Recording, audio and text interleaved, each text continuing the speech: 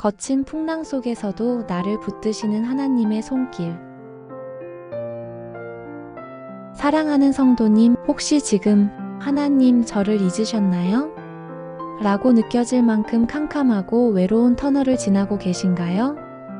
기도의 소리가 메아리도 없이 허공에 흩어지는 것 같고 아무리 발버둥 쳐도 한치 앞도 보이지 않는 짙은 안개 속을 헤매는 듯한 시간을 보내고 계시지는 않으신지요? 제 삶에도 그런 시간이 있었습니다. 모든 문이 굳게 닫힌 것 같고 사방이 절벽으로 꽉 막힌 듯한 절망적인 상황 앞에서 하나님의 침묵이 야속하게만 느껴졌던 때가 있었지요. 매일 새벽 제단을 쌓으며 주님 도와주세요 라고 부르짖었지만 돌아오는 것은 끝없는 정적뿐인 것 같아 마음이 무너져 내렸습니다. 정말 내 기도를 듣고는 계신 걸까? 왜 나에게만 이런 시련을 주시는 걸까? 하는 의심과 서러움이 툭 터진 강물처럼 밀려왔습니다. 아마 많은 분들이 인생의 어느 한 지점에서 이와 비슷한 영적 침체와 고독을 경험해 보셨을 겁니다. 예기치 못한 질병, 깨어진 관계, 깊어지는 외로움, 재정적인 어려움이라는 거친 풍랑이 우리 삶을 덮쳐올 때 우리는 너무나도 쉽게 방향을 잃고 좌절하고 맙니다. 하지만 성도님, 바로 그 절망의 한복판, 모든 것이 끝났다고 생각되는 바로 그 자리에서 하나님은 우리에게 말을 걸어오십니다. 오늘 우리가 함께 묵상할 말씀은 바로 그 하나님의 음성입니다. 그것은 멀리서 들려오는 막연한 위로가 아닙니다. 폭풍 후 한가운데로 친히 찾아오셔서 두려움에 떠는 우리의 이름을 하나하나 부르시며 괜찮다, 내가 너와 함께한다 라고 말씀하시는 세상 가장 단단하고 확실한 약속의 말씀입니다. 오늘 저와 함께 이 거친 풍랑 속에서 우리를 붙잡는 유일한 동아줄 하나님의 약속의 말씀 속으로 함께 들어가 보시겠습니까? 너는 내 것이라. 고난 속에서 재확인하는 나의 정체성.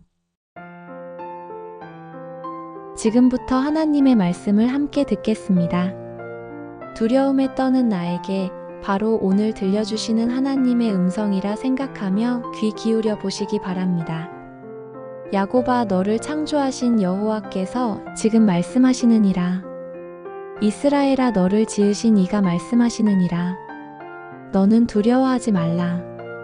내가 너를 구속하였고 내가 너를 지명하여 불렀나니 너는 내 것이라. 이사야 43장 1절. 다시 한번 읽어드리겠습니다. 너는 두려워하지 말라. 내가 너를 구속하였고 내가 너를 지명하여 불렀나니 너는 내 것이라.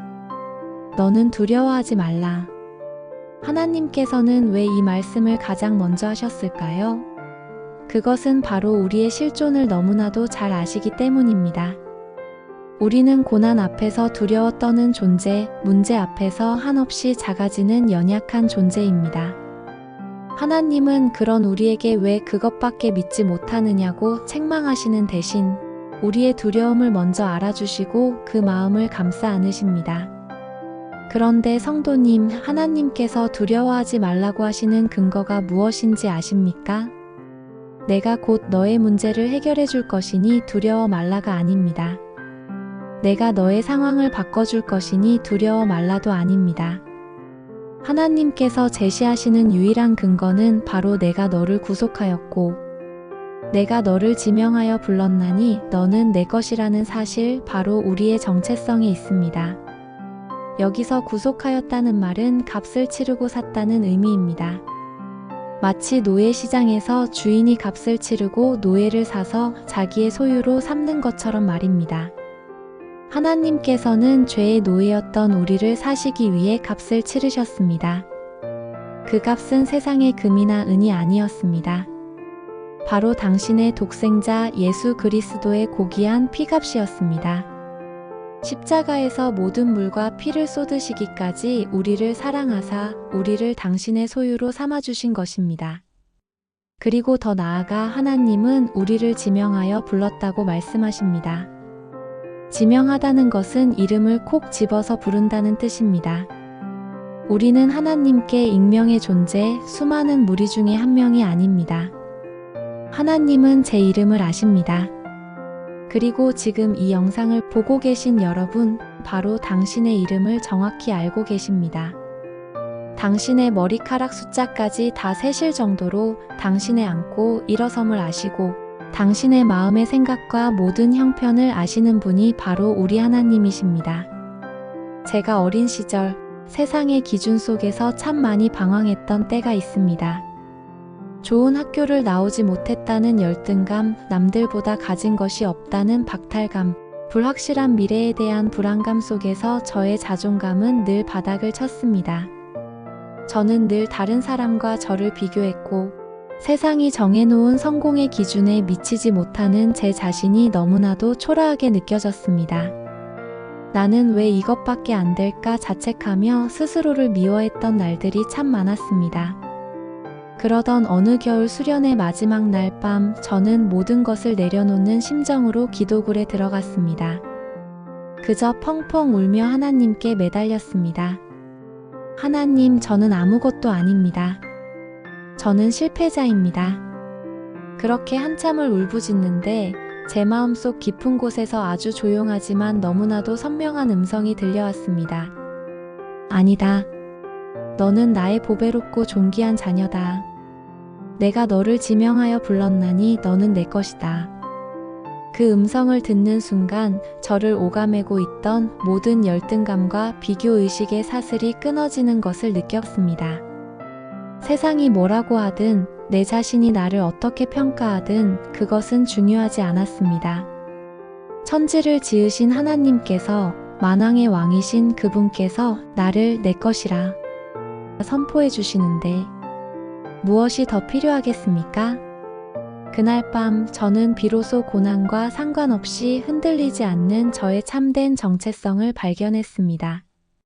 사랑하는 여러분, 혹시 지금 세상의 평가와 사람들의 시선 속에서 지쳐 계시지는 않으신지요? 혹은 끝없이 밀려오는 문제들 앞에서 나는 아무것도 할 수 없어라며 무너져 계시지는 않으신지요? 바로 그런 당신에게 오늘 하나님께서 말씀하십니다. 너는 내 것이다. 이 세상 그 무엇도, 그 어떤 고난도 우리를 하나님의 사랑에서 끊을 수 없으며 하나님의 소유된 백성이라는 우리의 존귀한 신분을 빼앗아 갈 수 없습니다. 삶의 어느 순간에 아, 정말 나는 하나님의 자녀구나라고 가장 깊이 느끼셨나요? 그 순간을 다시 한번 떠올려 보시지 않겠습니까? 이제 1분간 조용히 눈을 감고 하나님의 음성을 듣는 시간을 갖겠습니다. 하나님께서 나의 이름을 부르시며 아무개야, 너는 내 것이다 라고 말씀하시는 음성을 들어보십시오. 세상이 아닌 하나님께서 부여하신 나의 참된 정체성을 깊이 묵상하는 시간입니다.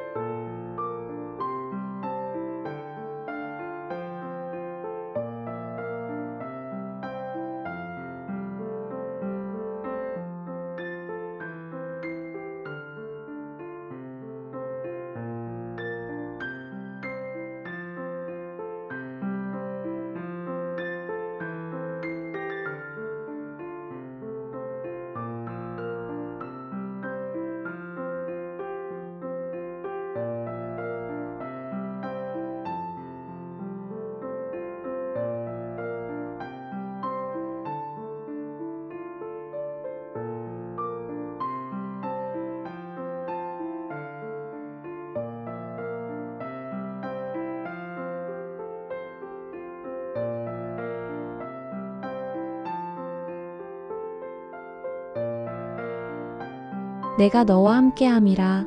물과 불을 지나는 이들을 위한 약속. 계속해서 당신의 소유된 우리에게 주시는 하나님의 구체적인 약속의 말씀을 듣겠습니다. 네가 물 가운데로 지날 때에 내가 너와 함께할 것이라. 강을 건널 때에 물이 너를 침몰하지 못할 것이며 네가 불 가운데로 지날 때에 타지도 아니할 것이요 불꽃이 너를 사르지도 못하리니. 이사야 43장 2절. 다시 한번 읽어드리겠습니다. 네가 물 가운데로 지날 때에 내가 너와 함께 할 것이라. 강을 건널 때에 물이 너를 침몰하지 못할 것이며 네가 불 가운데로 지날 때에 타지도 아니할 것이요 불꽃이 너를 사르지도 못하리니. 여러분, 이 말씀은 우리에게 얼마나 큰 위로와 힘을 주는지 모릅니다. 하나님께서는 우리의 정체성을 확인시켜 주신 후에 우리가 인생에서 마주할 구체적인 어려움들 속에서 어떻게 우리를 지키실 것인지를 약속하고 계십니다. 여기서 물과 불은 무엇을 상징할까요? 물, 특히 강은 우리를 집어삼킬 듯이 밀려오는 압도적인 문제나 감당할 수 없는 슬픔을 의미할 수 있습니다. 갑작스러운 사고, 사랑하는 사람과의 이별, 도무지 해결될 기미가 보이지 않는 거대한 문제 앞에서 우리는 마치 깊은 물에 빠져 허우적대는 것 같은 절망감을 느끼곤 합니다. 불, 특히 불꽃은 우리를 태워버릴 것 같은 극심한 고통이나 시련을 상징합니다. 뼈를 깎는 듯한 질병의 고통, 사람에게서 받는 모진 오해와 비난, 내면을 태우는 듯한 수치심과 죄책감 속에서 우리는 마치 뜨거운 불길 한가운데 서 있는 것 같은 고통을 겪습니다. 그런데 여러분, 오늘 이 약속의 말씀을 자세히 보십시오. 하나님께서는 내가 너를 물과 불로부터 면제시켜 주겠다고 말씀하지 않으십니다. 너의 인생에는 결코 강을 건널 일이 없고 불 가운데로 지날 일이 없을 것이다 라고 약속하지 않으십니다. 오히려 그 반대입니다. 성경은 우리가 물 가운데로 지날 때가 있고 불 가운데로 지날 때가 있을 것이라고 분명히 말씀합니다. 예수님을 믿는다고 해서 고난이 피해가는 것이 아니라는 말입니다. 그렇다면 이 약속의 핵심은 무엇일까요? 바로 내가 너와 함께 할 것이라는 임재의 약속입니다. 하나님은 우리를 고난의 현장에서 멀찍이 떨어져 구경만 하시는 분이 아니십니다. 우리가 깊은 강물 속으로 들어갈 때 그분도 함께 물속으로 들어오십니다. 우리가 뜨거운 불길 한가운데를 지날 때 그분도 함께 불길 속으로 들어오셔서 우리를 품에 안으십니다. 다니엘의 세 친구 사드락과 메삭과 아벳느고를 기억하십니까? 그들은 신상에게 절하기를 거부했다는 이유로 평소보다 7배나 더 뜨거운 풀무불 속에 던져졌습니다. 그들의 운명은 완전히 끝난 것처럼 보였습니다. 하지만 그들을 불 속에 던져 넣었던 느부갓네살 왕이 무엇을 보았습니까?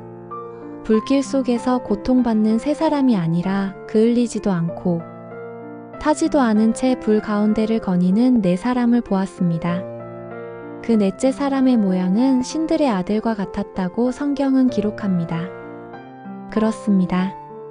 하나님께서는 당신의 아들을 보내셔서 가장 극심한 고통의 현장에 당신의 백성과 함께 하셨던 것입니다. 그래서 강물이 우리를 침몰시키지 못하고 불꽃이 우리를 사르지 못하는 이유는 우리의 힘이나 의지가 강해서가 아닙니다.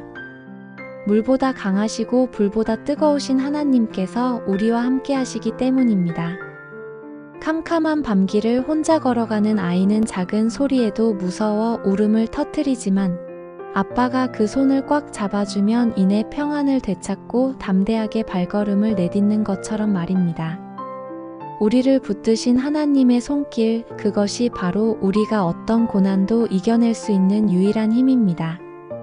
지나온 삶의 물과 불 속에서 하나님은 어떻게 나를 지키고 함께 해주셨나요?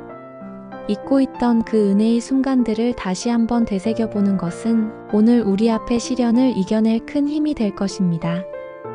다시 1분간 침묵 속으로 들어가겠습니다. 지금 내가 지나고 있는 삶의 물과 불의 현장을 떠올려 보십시오. 그리고 그 고통의 한복판에 나를 안고 함께 걷고 계시는 주님의 모습을 잠잠히 바라보는 시간을 갖겠습니다.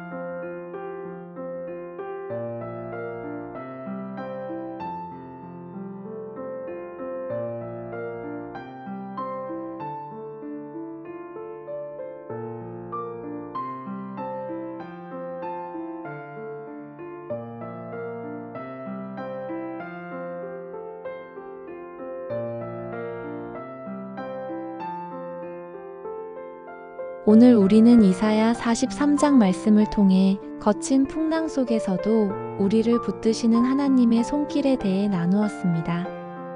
기억하십시다, 여러분. 우리는 세상에 홀로 던져진 존재가 아닙니다.